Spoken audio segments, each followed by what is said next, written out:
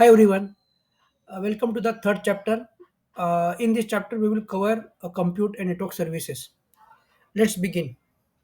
I hope you have created the a new account into the Azure. The discussion we have done in the last session. So if you first time log into the Azure portal and when you go to the computing services, you will see this is a page in front of you. So virtual machine, uh, container, function, app services. These are the major services which we normally deal with. If you know these services well, then you can set up any application into the cloud. We will see the services in detail into the next slide, and then we will talk more about that. So now we see about virtual machine and VM scaling. So with the other virtual machine, you can create and use VMs in the cloud. VMs provide the infrastructure as a service in a form of virtualized server and can be used in many ways. Just like a physical server, you can customize all of your softwares running on your VM. As a Azure virtual machines give you a flexibility of virtualization without having to buy and maintain the physical and hardware that runs the virtual machine. However, as an IaaS offering, you still need to configure, update, and maintain the software that runs on the VM. You can even bring your own image into the cloud and you can create a VM out of it. Also, VM also give you option to bring your own licenses and you can use that license into the Azure cloud. So a virtual machine is the ideal choice when you need control over the operating system or you need to customize the software. Even though you want to start a fresh deployment, that is we call greenfield deployment to the cloud, then you can use the virtual machines as well as in some cases when you want to do migration from on-premise to Azure or from any other cloud from AWS, GCP to Azure. In that case, you can use a lift and shift and migrate the all the VMs from AWS to or from any other cloud to Azure. That's the one thing, right? Now there is one more point normally we discuss, that is the scaling of the VM. So you started using the VM, but the performance of the VM is not up to the mark, or the water uh, the activity you are performing inside the VM, like you are running an application inside the VM, but the application performance is not well. In that case, you there is an option through which you can scale the VM, right? So in that case, normally there are two options we normally discuss about. One is what vertical scaling, and other one is horizontal scaling. So let's understand this vertical scaling and horizontal scaling. So vertical scaling in the sense where you have an application running into the one VM, but after a certain time you have come to know that this particular application is not performing well because of the CPU and memory is not enough to run the application in a standard way. So what you do in that case, you stop the VM, you change the SKU, or I would say configuration. So SKU stands for storage store keeping unit, through which you can change the configuration of the VM from 2 CPU to 4 CPU and from 8 GB RAM to 16 GB RAM. So based on that, the you can again start the VM and you can see the performance of the application. So this vertical scaling will come in picture where you want to upgrade the configuration of your VM. Okay. Now let's move to horizontal scaling. So horizontal scaling in come in picture where you have a group of web servers and you receiving a traffic on that web servers on daily basis. But at a one stage there is a lot of traffic coming to web servers, and because of that the performance of your web server is going down. And so you can use a virtual machine scale kit. This is the option or feature available in a virtual machine through which you can set a template under the virtual machine skill set. So if you set a threshold over here where if the existing web servers is going above the 70% of CPU, in that case the additional one more VM will get spin up within a minute, and that VM will distribute the workload of that other web servers, and because of that the performance cannot be hampered. And then if you see the CPU utilization goes down after a certain time, maybe it goes below the 30%, again you can remove the additional VM from the group. So that is a very beneficial in terms of handling a very large workload. Now you have created the virtual machine into the Azure. but that is not enough. Microsoft give you a 99.9% SLA to run the VM. It means that your VM can be down for 8 hours in that year. So Microsoft can shut down your VM for maintenance work or some other work. So now a question comes: how can I increase the SLA so that my machine will be available for me for longer period? For that reason, Microsoft had introduced two more features or services, I would say, through which you can increase the uptime of your VM, or I would say SLA of the VM.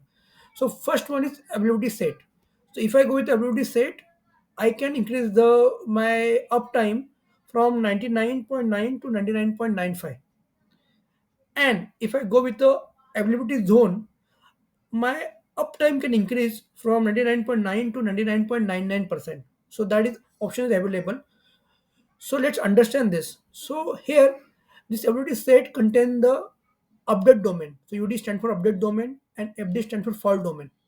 So it is a combination of the update domain and fault domain. At the rack represent a group of physical servers. On one of the server, your VM is running.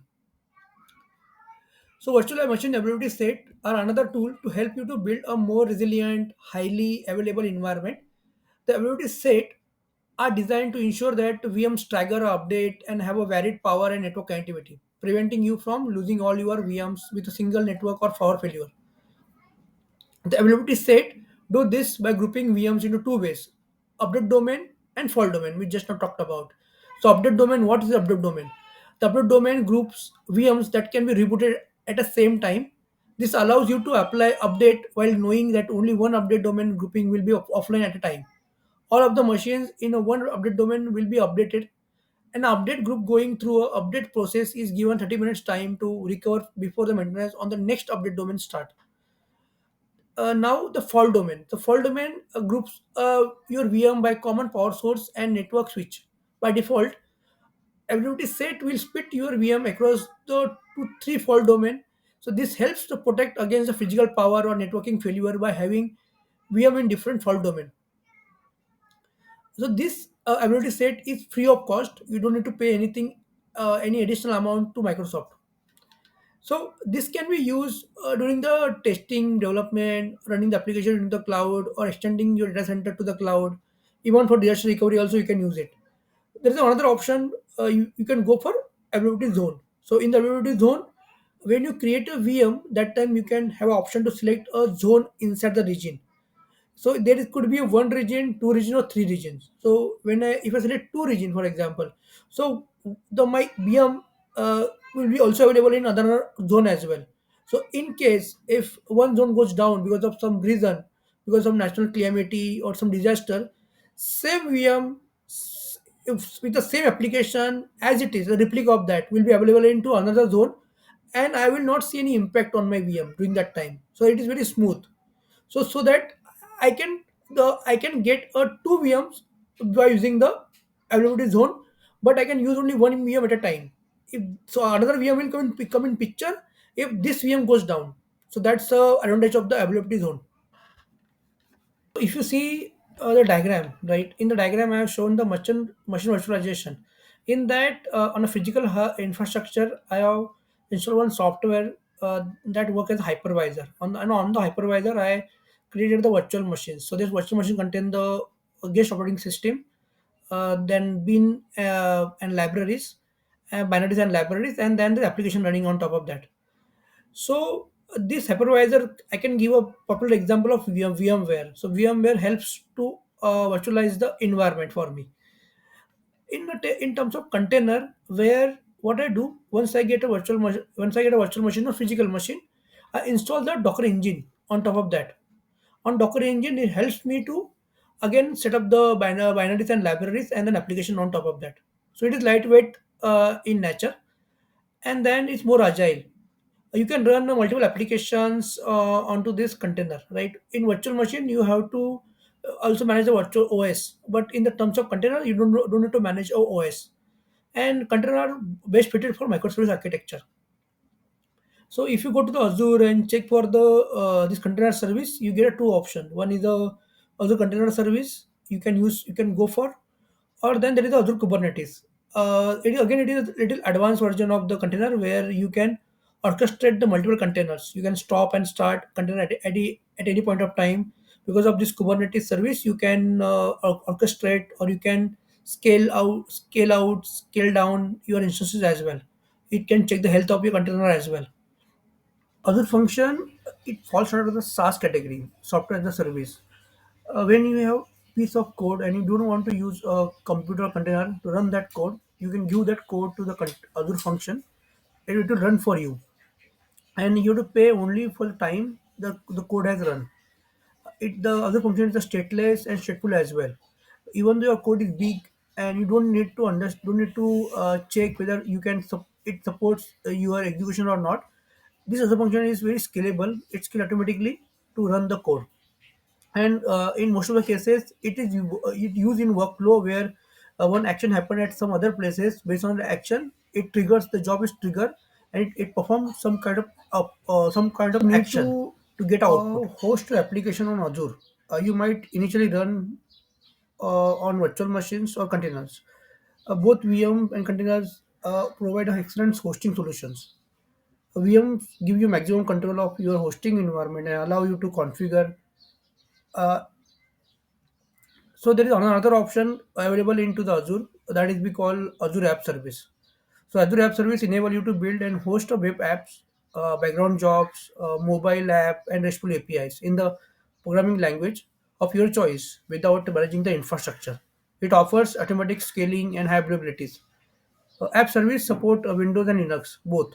It enables the automated deployment from GitHub, Azure DevOps, to support the continuous deployment model as well.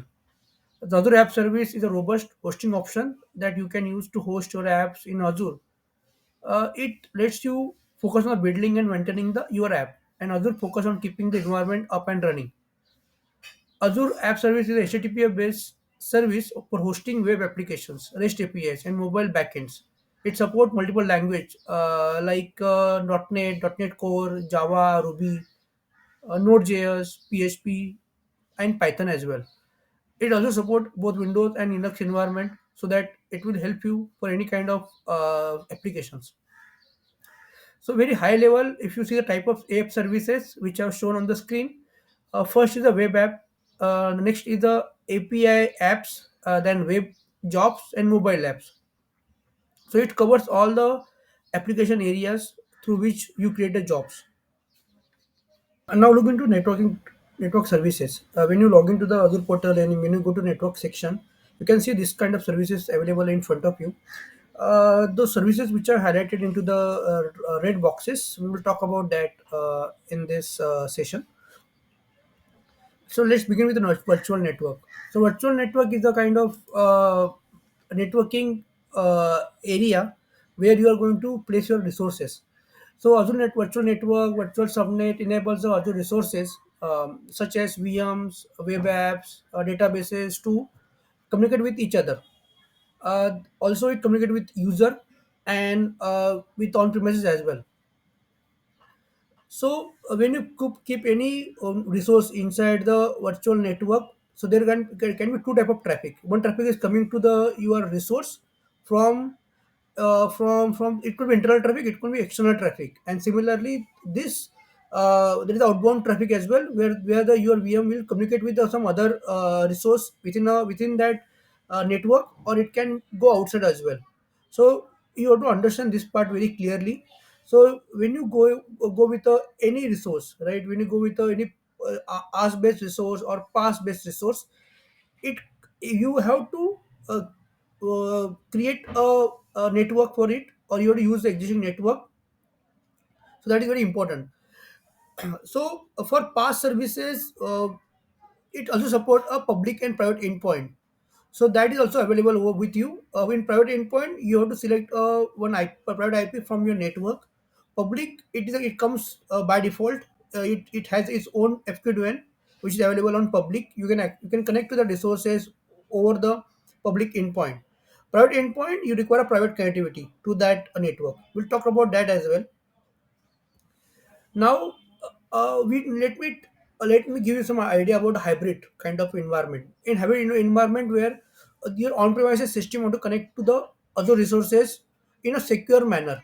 So if for that purpose you can use a express route. Express route is a service of Azure which can provide you to set up a dedicated link from your on-premises to Azure, and that is completely secure one. Your all traffic will not get decrypted. The traffic will go with the secure channel, so there is no decryption into that. Nobody can connect to that and nobody can see the data in express route.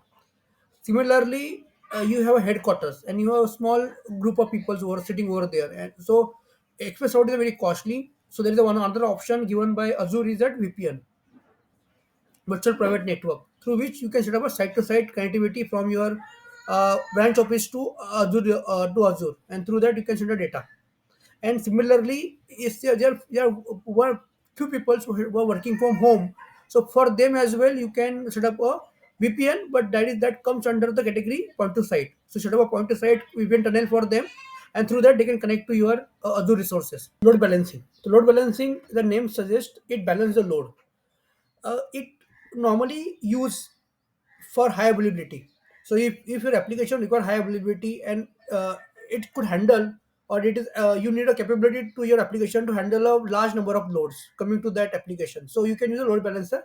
And behind load balancer you can keep any number of web servers, so that the traffic coming to that applications, you the load balancer can handle the traffic. He can equally distribute the traffic between the target machines.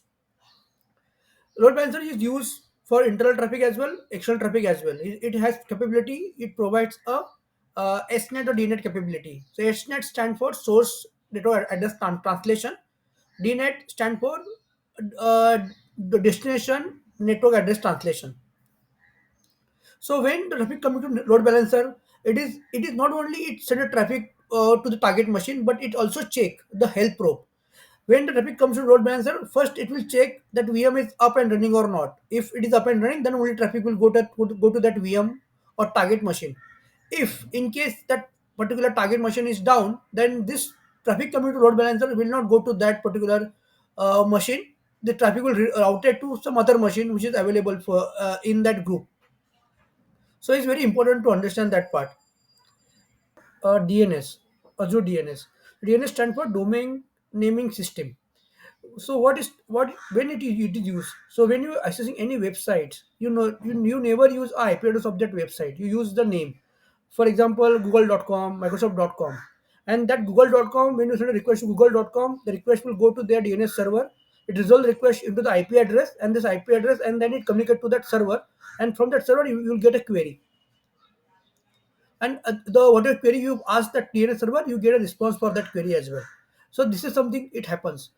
Similarly, in Azure DNS, this they have providing two type of services to you. First is the DNS zone. So DNS zone in the sense where I have public domain and I want a hosting platform, so that I can put my DNS over there. I can run my DNS from that platform. So in that case, you can put your DNS over here, and this will provide you the option to create a records as well for your servers, A records, CNAME records, MX record as well. So whatever query coming to your domain, public domain, the request will get handled by this DNS zone. Now talk about private DNS. Private DNS is, as the name suggests, is a private DNS. It is for private services. If you are doing any ASK services, PAS services, and you require a local resolution for these services, so in that case you can use a private DNS. If you don't have any DNS server into the cloud, then private DNS also comes handy. You can use for that purpose as well. Thank you.